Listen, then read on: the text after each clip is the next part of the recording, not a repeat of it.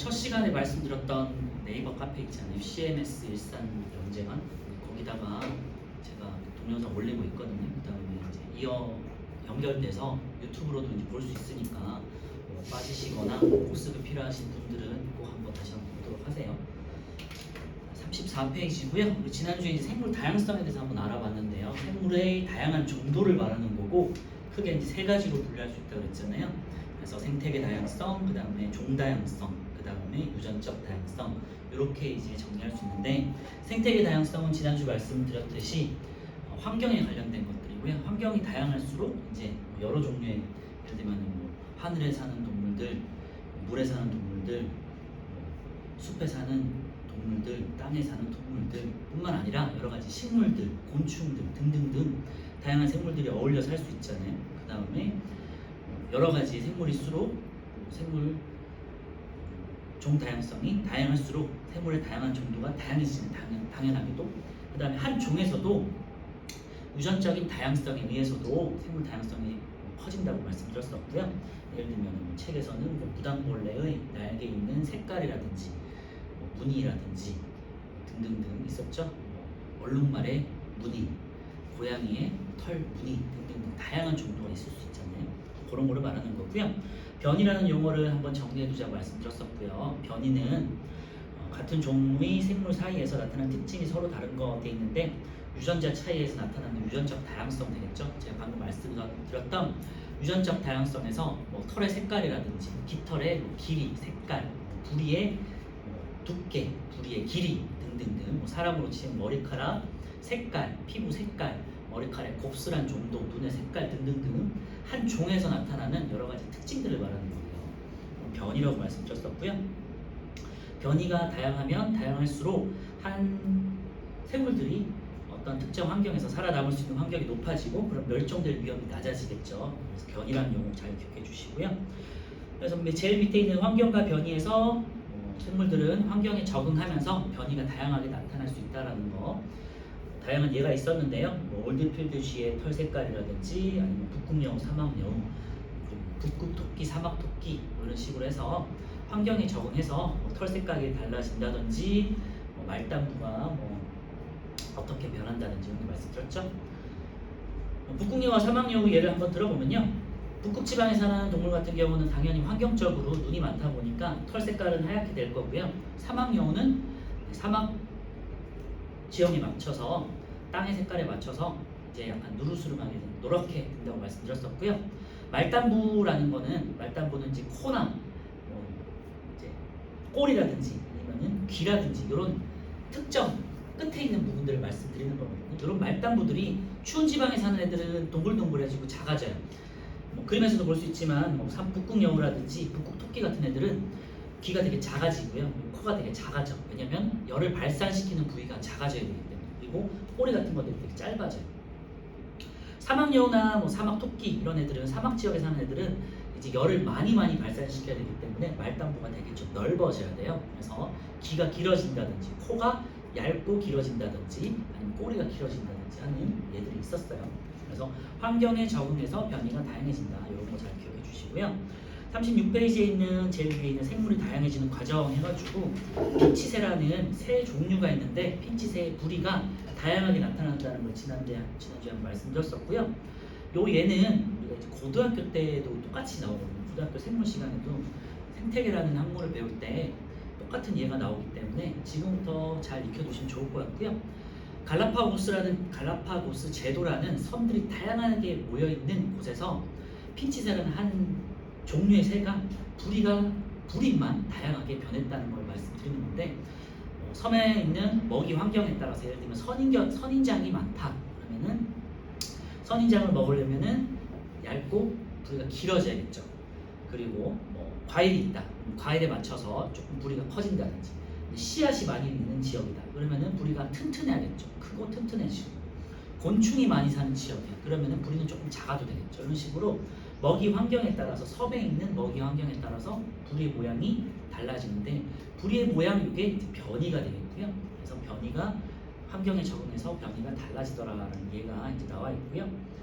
비슷한 예로는 이제 오늘 방금 드렸던 프린트에 나와 있을 썼을 것 같은데 갈라파고스의 이제 거북이의 목이 길어지고 짧아지는 것들이 있거든요. 여러분들 알고 있는 거북이는 보통 목이 짧잖아요. 그런데 특정 섬에 사는 거북이의 목이 되게 길어진대요. 그 이유가 그 지역에는 좀 잡초들이 사는 게 아니라 조금 뭐라 그러죠? 줄기가 조금 긴 관목들이 많이 사는 지역이거나 뭐 선인장이 사는 지역이라서 조금 높이 있는 풀들을 뜯어 먹다 보니까 목이 자연스럽게 길어졌다.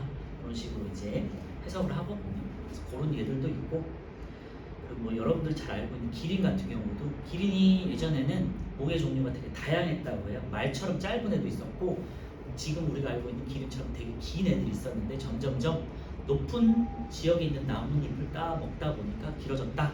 그런 식으로 이제 해석을 하거든요. 그래서 다양한 환경에 따라서 변이가 나타날 수 있다. 다양하게 바뀔 수 있다. 라는 거 잘 기억해 주시면 좋을 것 같고요.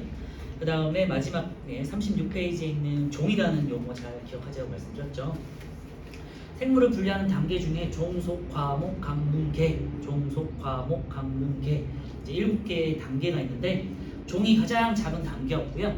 그 다음에 개가 가장 큰 단위였어요. 그래서 종과 개 정도는 꼭 기억하자고 말씀드렸었고, 개 같은 경우는 우리 뒤에 나오는 5개로 분류할 때 동물계, 식물계, 균계, 원생생물, 원핵생물계 이렇게 5 생물계로 분류한다고 말씀드렸었고요. 그 다음에 우리가 이제 종으로 가장 작은 기본 단위인 종은 인간종, 고양이종, 개종, 그 다음에 사자종, 호랑이종 이런 것들 있죠. 그래서 가장 작은 분류 단위 종은 꼭 기억하자고 말씀드렸고요. 그때 종을 분류하는 기본 단위, 종에 대한 정의는 짝짓기를 했을 때 번식 능력이 있는 자손을 낳을 수 있어야 된다고 그랬잖아요. 그래서 예를 들면은 사자와 호랑이를 교배를 시켰을 때 뭐 라이거라든지 다양한 종류의 조합이 나올 수 있는데 라이거 같은 경우는 생식 능력이 없다 그랬죠. 새끼를 낳을 수 없다는 얘기죠. 그래서 새끼를 낳을 수 있느냐 없느냐가 종을 구분하는 기준이 된다고 말씀드렸었어요. 네, 그래서 그런 종 잘 기억해 주시고 38페이지에 있는 생물의 분류 체계 5단계 굉장히 중요하니까 꼭 기억하시고요. 원핵생물계, 원생생물계, 균계, 식물계, 동물계 5개로 분류하는데 고등학교나 나중에 가시면 한 6개로도 분류를 하거든요. 참고해 주시고 어쨌건 원핵생물계 같은 경우는 핵이 없다라는 소리예요. 원핵, 원시핵이라는 소리고요. 핵이 없어요. 핵이라는 건 핵막에 의해서 이제 둘러싸여져 있는 걸 말하는데 공 같은 거를 핵이라고 하는데 핵막이 없기 때문에 풀어져 있어요. 그래서 안에 있는 유전물질, DNA 이런 것들이 세포 안에 그냥 흩어져서 실처럼 풀어져 있다라고 생각하시면 되고요. 나머지 것들은 원생생물, 균계, 식물계, 동물계 이런 애들은 세포에 핵이 있는 애들인데 이런 애들을 진핵이라고 해요. 진짜 핵. 핵막이 있고 핵 안에 유전물질 DNA들이 섞여 있다라고 생각하시면 되겠고요. 자, 원핵 생물계의 특징은 단세포 생물들이 많고요. 세포벽이라는 게 있어요. 그 다음에 대부분은 당연히 광합성을 하지 않는데 광합성을 하는 세균이 하나 있다고 그랬죠. 남세균이라든지 염주말 같은 애가 되겠고요. 광합성을 하는 식물의 시초가 된다고 말씀드렸었어요. 그리고 대부분의 세균 아니면 무슨 균자 이렇게 들어간 애들이 원핵 생물이라고 말씀드렸었고요. 그다음에 이제 원생 생물은 이제 단세포일 수도 있고 다세포일 수도 있고요. 그다음에 핵은 있다라고만 그 정도만 기억해 주시면 될 것 같고요. 원핵도 아니고 균계도 아니고 식물도 아니고 동물이 아니를 보통 원생생물이라고 생각하시면 되고 여러분들이 알고 있는 기본적인 집신벌레, 아메바 이런 애들 들어갔죠. 그래서 단세포에 들어가 있고 그리고 원생생물에서 조금 중요한 애들은 광합성을 하는 애들이에요. 김미역, 다시마 여러분들이 이제 식당에서도 식탁에서 음식으로 먹을 수 있는 김미역, 다시마가 식물이 아니라 조류인데 보통 이제 원생생물로 분류된다라는 거 기억해 주시고 당연히 광합성을 해요. 그리고 균계 같은 경우는 이제 버섯이나 곰팡이류를 말씀드린다고 말씀드렸고요. 식물처럼 한 지역에 딱 박혀가지고 땅에 박혀서 뿌리는 또 없지만 땅에 박혀서 움직이지 않죠. 그래서 식물 같은 특징을 가지고 있지만 식물은 아니고요. 버섯 잘 생각해 보시면 될 것 같고 운동성이 없고 광합성을 하지 않아요. 그 다음에 균사라는 구조가 있어서 이제 실처럼 찢어진다고 말씀드렸었고요.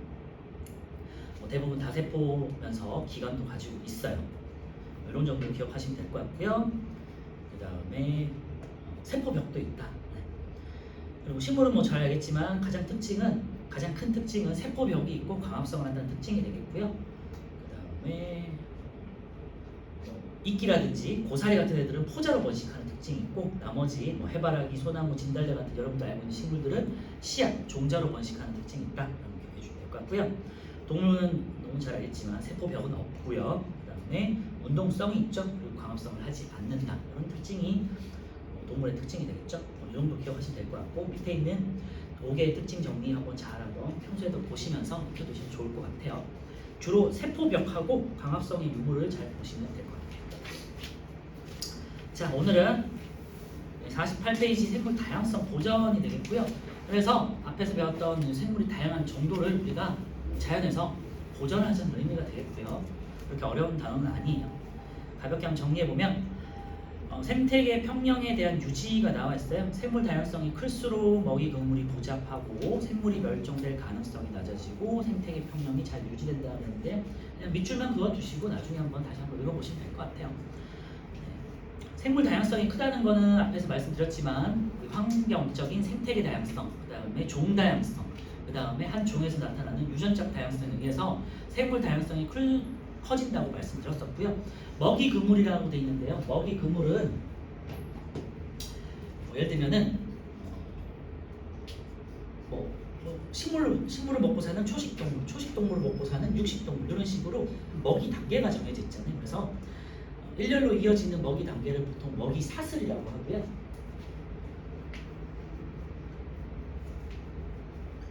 그래서 우리 그림으로는 왼쪽에 있는 그림 있죠. 예를 들면 플랑크톤, 남극 크릴, 그 다음에 펭귄, 범고래, 이런 식으로 이제 서로 간에 피식 토식 관계라고 하는데 먹고 먹히는 관계가 있잖아요. 이거를 보통 우리가 먹이 사슬이라고 해요.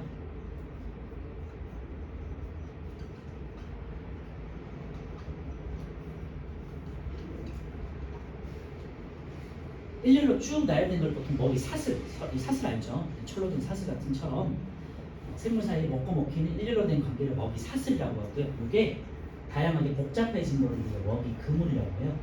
그물은 뭐 잘 아시겠지만 이런 식으로 해서 굉장히 복잡하게 이렇게 사슬들이 나열되어 있는 거잖아요. 그래서 하나의 일련된 구조 단계를 보통 먹이 사슬이라고 하고요. 이런 먹이 사슬들이 여러 개 얽혀 있을 때 먹이 그물이라고 해요.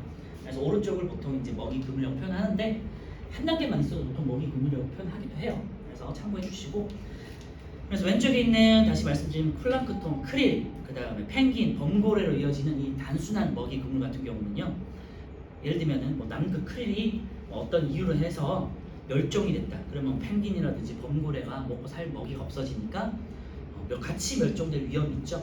그런데 오른쪽에 있는 것처럼 먹이 사슬이 굉장히 다양하고 먹이 그물이 복잡한 구조. 여기서는 예를 들면 어떤 한 종이 줄어들거나 멸종을 해도 그 윗단계에 있는 애들이 살아남을 수 있는 확률이 되게 높아지죠. 환경적으로 먹이가 다양하니까. 그죠? 그래서 오른쪽에 그림 아래쪽에 보시면 먹이 그물이 복잡하다 되어 있는데요. 거기다 밑줄에 놓으시고 그 아래쪽에 사라진 생물을 대체하는 생물이 있어서 생태계가 안정적으로 유지된다. 거기다 밑줄에 넣으세요. 그래서 생태계 평형이 잘 유지된다라는 거 어떻게 보면 당연할 수 있죠. 그래서 먹이 그물이 복잡할수록 생태계 평형이 잘 이루어진다는 거 잘 기억해 주시면 될 것 같고요. 그래서 뭐 생물 다양성이 큰 생태계에서는 동물성 플랑크톤도 있고 식물성 플랑크톤도 있어요.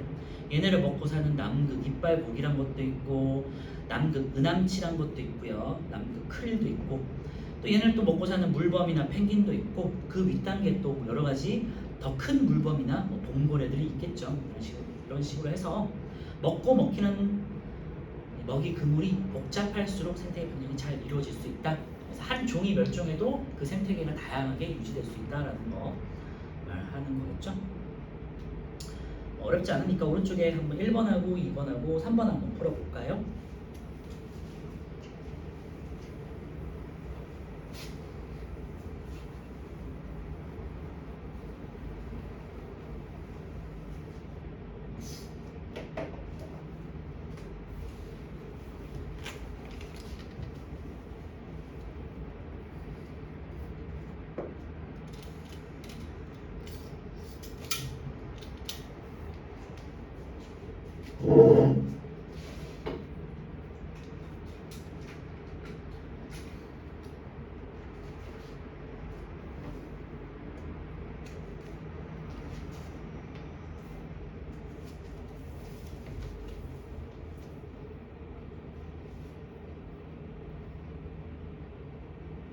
네, 1번 볼게요. 생태계 내에 생물 종수가 적다.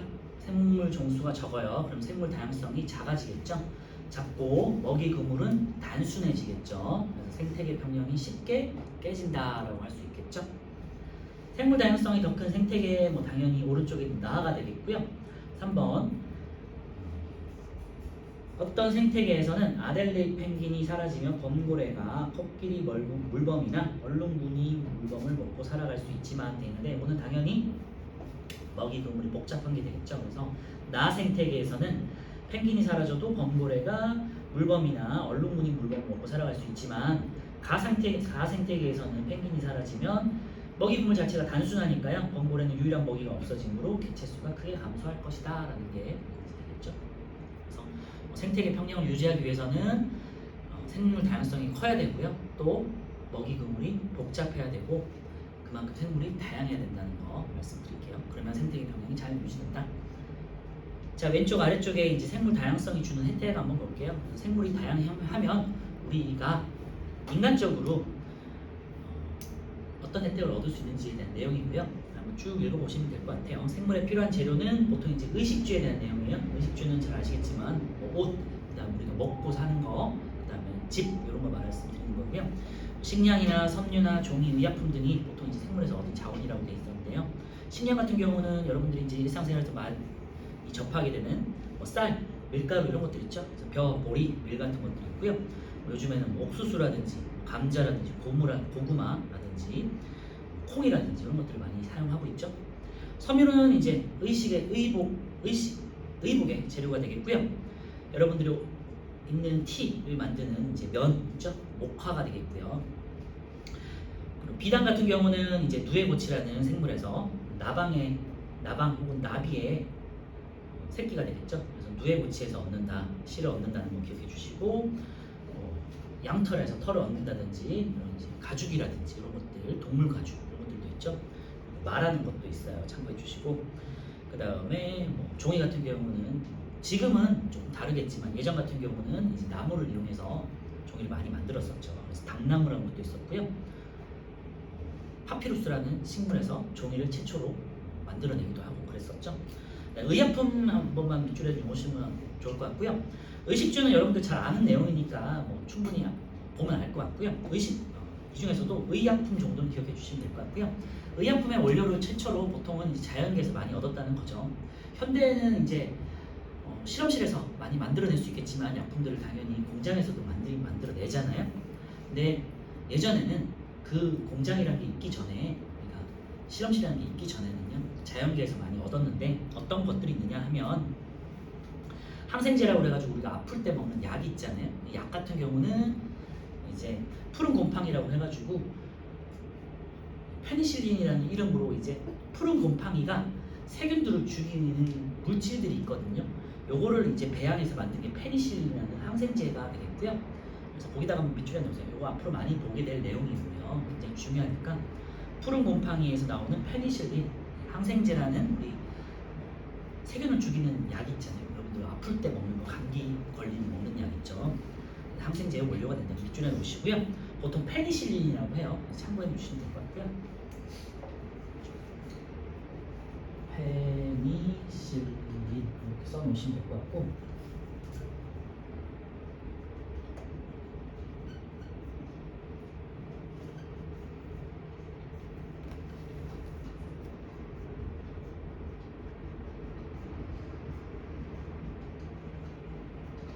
푸른 곰팡이들이 자기도 살아야 되잖아요. 그래서 주변에 있는 세균을 죽이는데 보통 이제 우리가 세포막이라고 배웠었잖아요. 세포막에서 이렇게 어떤 물질을 분비시켜서 세균들을 죽이거든요. 그것들을 따로 모아가지고 배양시킨 게 페니실린이라는 약이고요.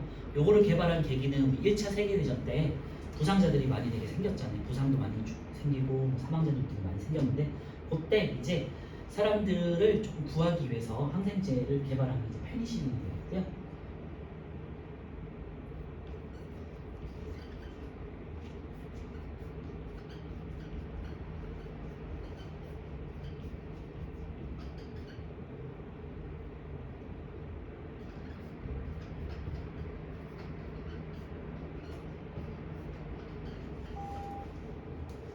이렇게 참고해 주시면 될 것 같고요. 그 다음에 뭐 주먹나무라고 그래가지고 항암제, 여러분 암이란 걸 아직은 잘 모를 나이긴 하지만 암이라는 큰 병이 있잖아요. 그 암에 사용되는 항암제라는 게 있고요. 주목나무라 해서 빨갛게 생긴 나무가 있거든요. 나무에서 얻는다는 거 있고요. 또 요거는 뭐 여러분들이 아직 잘 모르셔도 되고, 항암제 같은 경우는 요것만 더 써주시면 될 것 같아요. 아스피린 아시죠? 진통제 중에 하나고, 이제 어디가 뭐 머리가 아프거나 여성들 같은 경우는 뭐 생리가 있을 때 먹는 약 중에 하나가 진통제잖아요. 그 진통제 중에 최초로 개발된 게 아스피린이라는 약이 있는데, 버드나무라고 들어봤을 거예요, 그죠?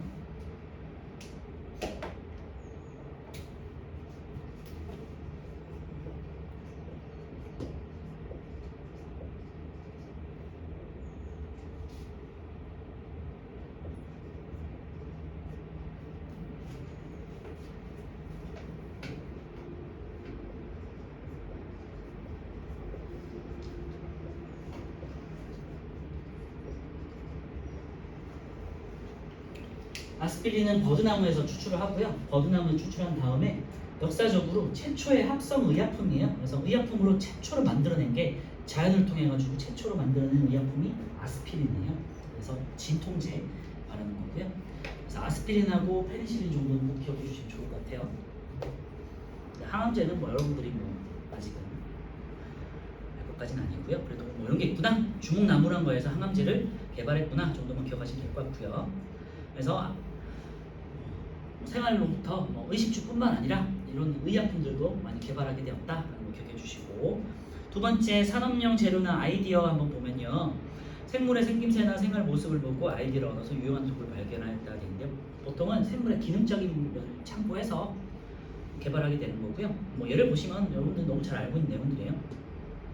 곤충이 나는 모습을 보고 소형 비행기를 창안하였다 되는데, 보통 이제 잠자리 나는 걸 보고 비행기를 만들었다고 하더라고요. 참고하시고, 두 번째, 고양이 눈에서 아이디어를 얻어서 도로 반사판을 창안하였다 되는데요, 고양이 눈이 보시면은 자세히 보시는 분들은 없겠지만 안에 굉장히 많은 무늬들이, 그러니까 이렇게 나눠진 무늬들이 있다고 해요. 그래서 빛이 반사되면은, 빛이 들어오면은 바로 이렇게 앞으로 반사시켜서 고양이 눈이 밤에도 되게 반짝반짝 빛나 보이는 거잖아요.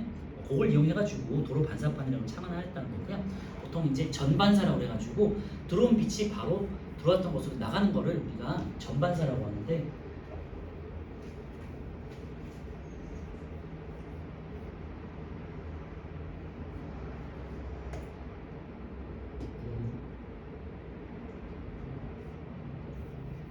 빛이 어쨌건 이렇게 들어와서 반사된 다음에 이렇게 나가는 걸 전반사라고 하거든요. 고양이의 눈에 이런 식으로 직각형의 구조들이 있어가지고 빛이 들어왔다가 반사될 수 있다고 하더라고요. 참고만 해주시면 될 것 같고, 이 밖에도 여러분들 너무 잘 알고 있는 연잎 있죠? 연잎은 물이 방수되잖아요. 그래서 연잎에 물이 맺히지 않고 물방울이 맺혀 있잖아요. 그래서 방수되는 걸 참고해서, 그 다음에 여러분들 알고 있는 뭐 수영복이라든지 이런 것들 만들게 됐고요. 뭐 거미줄을 통해 가지고 뭐 방탄복을 또 찾아냈다고 하더라고요. 여러분들도 있고요. 여러분들 뭐 운동화 같은 거, 운동화나 어릴 때 옷 같은 거 입을 때 찍찍이 있잖아요. 벨크로라고 하는 건데, 그래서 독고마리 열매라는 것에서, 혹은 뭐 도깨비 열매 이런 거에서 창안을 해가지고 만들었다고 해요. 그래서 자연계에서 많이 아이디를 얻어가지고 산업용품을 만들었다는 거 참고해 주시면 될 것 같고요. 보통 기능적인 면을 활용했다. 그리고 이제 세 번째 있는 생태계 서비스는 뭐 우리 인간이 관광이라든지 휴식을 할 수 있는 공간을 말하는 거고요.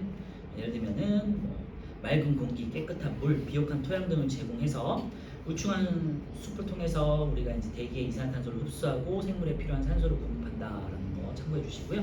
뭐 이런 내용은 이제 광합성에 대한 내용인데 뒤에 나오면 나중에 2학년 때 한번 배울 것 같고요.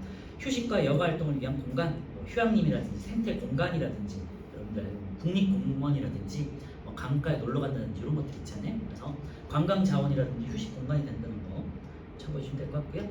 이렇게 어려운 내용은 아니죠. 중요한 거는 생물 다양성이 주는 혜택에서 생활에 필요한 재료, 의식주와 그다음 의약품 잘 기억해 주시고요. 그다음에 산업용 재료나 아이디어에서 얻은 것들, 어떤 제품들이 있는지만 참고해 주시면 될 것 같아요. 세 번째 마지막으로 생명의 가치 한번 그냥 쭉 읽어볼게요. 이건 별거 아니니까. 생물은 자체로 소중한 가치를 지니고 있죠. 모든 생물은 생태계 구성원으로서 지구에서 살아갈 권리가 당연히 있겠죠. 생물 다양성은 지구상의 모든 생명의 생존과 미래를 결정하는 중요한 요인이 되겠죠. 당연히 생물 다양성을 보존하는 것은 자체로 중요할 수밖에 없죠. 근데 지문에는 이제 어떻게든 문제를 만들어야 되니까 요거와 반대되는 내용들을 써놓고 환경은 지키지 않고 보존하지 않아도 된다. 생물 다양성 중요하지 않다. 등등 이런 식으로 문제를 변형해서 나오겠죠. 참고만 해주시면 될 것 같고요. 오른쪽에 생물 다양성을 보존해야 하는 까닭. 요것만 마지막으로 한번 보시면요. 생태계 평형 유지에 중요하다. 당연하죠. 사람은 생물로부터 다양한 혜택을 얻고요. 생물 자원으로서 모든 생물은 생태계 구성원으로서 지구에 살아갈 권리가 있고요.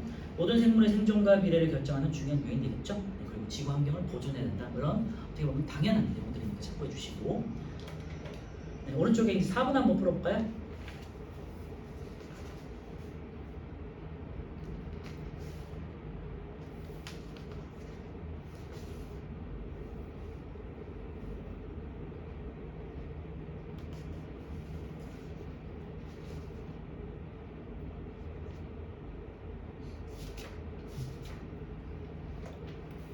자, 맑은 공기, 깨끗한 물, 비옥한 토양을 얻는다. 5가 되겠죠. 생물에서 얻은 재료로 식량, 섬유, 종이 등을 만들었죠. 5. 생물의 모습을 모방해서 유용한 도구들을 발명했죠. 5. 산이나 바닷가에서 즐기는 여가 활동은 생물 다양성과 관련이 없다. 이런 식으로 이제 문제가 억지로 이제 만들어 나온 거죠. X가 되겠고요. 마지막 의약품은 인위적으로 만드는 것이다. 돼 있는데요. X가 되겠죠. 생물에서 얻는 자원이 아니다. 자원이죠. X. 자, 생물 다양성 유지는 이따가 쉬었다가 하도록 하고요. 넘겨서 52페이지에 있는 1번부터 5번까지만 풀고 보실게요.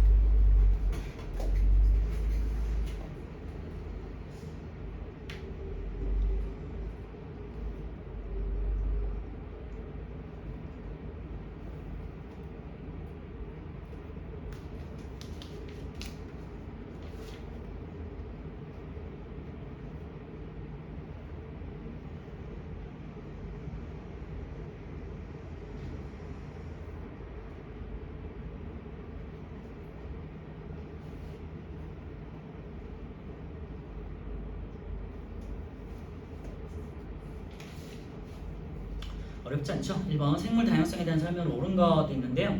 생물 다양성이 클수록 생태계 평형이 잘 유지된다고 우리가 정의했죠. 그래서 1번 맞겠고요. 생물 다양성은 인간의 생활과도 크게 관련이 없다. 인간의 생활과 굉장히 밀접한 관련이 있고 서로 간에 상호 작용을 해서 영향을 주죠. 네, 2번 틀렸고요. 3번 생물 다양성이 클수록 생물이 멸종할 가능성이 낮아지겠죠.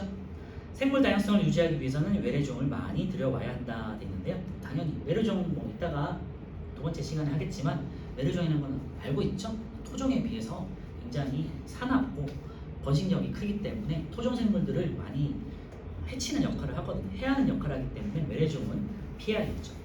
생물 다양성이 큰 생태계에서 어떤 생물이 사라지면 생태계가 쉽게 파괴된다 그랬는데요. 생물 다양성이 크면 파괴되는 정도가 덜해진다고 그랬죠. 그래서 1번에 1번 되겠고요. 가와 나에서 가는 단순한 먹이 사슬이 되겠고 나는 먹이 사슬들이 얽혀있는 먹이 그물이라고 했죠. 그래서 먹이 그물이 복잡할수록 당연히 생태계 평형이 잘 유지된다고 말씀드렸었어요. 그래서 답은 일단 답부터 말씀드리면 4번 되겠고요. 1번 가보다 나의 먹이 그물이 더 복잡하죠. 2번 가보다 나의 생태계가 더 안정적으로 유지되죠. 나는 먹이 관계에서 사라진 생물을 대체하는 생물이 있죠. 다양하게 먹고 먹히는 관계가 얽혀 있으니까. 4번 가에서 개구리가 멸종되어도 뱀은 생존을 위협하지 않는다 그랬는데요. 네, 생존에 위협이 되겠죠. 먹이가 하나밖에 없으니까. 그래서 4번이고요. 나에서 개구리가 멸종되어도 올빼미는 다른 먹이를 먹고 살 수 있죠. 네, 그래서 이번에 4번 되겠고요. 생물 다양성이 인간에게 제공하는 혜택이 아닌 것도 있는데요. 식량을 제공한다, 물과 공기를 제공한다, 휴식과 여가 활동을 위한 공간, 울창한 숲에서 이산화탄소의 양을 증가시킨다 되는데 3번은 4번 되겠죠. 5번 섬유나 종이 등 생활에 필요한 재료를 제공한다. 이건 맞고요. 4번에서 숲은 이산화탄소의 양을 증가시킨다 되는데요. 숲이라는 건요 광합성이라고 해가지고 이산화탄소를 활용해서 산소를 내뿜어요. 그래서 여러분들이 숨을 쉴 수 있는 이유가 식물들이 광합성이라는 걸 하기 때문이에요. 광합성의 산물이 이산화탄소가 아니라 산소예요. 참고만 해주시면 될 것 같고, 제가 지난 주에도 말씀드렸지만 광합성이라는 생물들이 나타나기 시작하면서 지구에 원래 산소가 없었어요. 없었다기보다는 거의 부족했는데 이 이산화탄소를 가지고 식물들 혹은 식물의 조상이 되는 애들이 광합성을 하면서, 식물은 아니죠. 남세균이라든지 김미역, 다시마 이런 애들이 이제 광합성을 통해 가지고 산소를 계속해서 내뿜으면서 대기에 이제 산소가 가득 차기 시작한 거예요. 그러면서 생물들이 숨을 쉬게 돼 있고요. 숨을 쉬는 동물들이 이제 나타나게 되는 거고, 바다에서만 살다가 산소가 오존층이랑은 두꺼운 층을 대기에서 구성하면서 해로운 자외선이라든지 우주선이라든지 방사선이라든지 이런 걸 막아주거든요. 그러면서 이제 바다에 살던 동물들이 육상으로 기어 나오게 되는 거예요. 그래서 산소가 광합성에 의해서 생성된다는 거 잘 기억해 주시면 좋을 것 같아요. 3번에 4번 되겠고요. 이산화탄소가 아니라 산소의 양을 증가시킨다. 4번 생물 다양성이 인간에게 제공하는 혜택 돼 있고요. 모카와 누에고치에 섬유돼 있는데요. 모카에서는 여러분들 알고 있는 면티 같은 거 있지? 면, 누에고치는 비단 원료가 되겠고요. 주목나무는 항암제 원료가 됐었고요. 푸른 곰팡이에 있는 페니실린 항생제 원료가 되겠고요. 디귿 생물에서 아이디어를 얻어서 소형 비행기와 같은 유용한 장치를 만들 수 있다. 다 맞네요. 4번에 5번 되겠고요. 자, 생물 다양성을 보존하는 까닭 1번 생물은 자체로 소중한 가치를 지니고 있죠. 생물 다양성이 큰 생태계가 안정적이기 때문이다. 사람에게 유용한 생물만을 선택적으로 남겨두기 위함이다 돼 있는데요. 이런 건 이기적인 게 되겠죠. 3번 답이 되겠고요. 답은 4번. 답은 3번이고요. 4번 모든 생물은 생태계 구성원으로서 지구에서 살아갈 권리가 있다. 다 같이 어울려 사는 거죠. 다양한 생물로부터 사람이 살아가는 데 필요한 재료를 얻기 때문이다. 다 맞고요. 5번에 3번 되겠어요. 그래서 이런 거 한번 좀 읽어보시고 상식적으로 해당되지 않는 걸 찾으시면 되겠죠. 그래서 우리 10시까지 좀 쉬었다가 그 다음에 이어서 하도록 하겠습니다.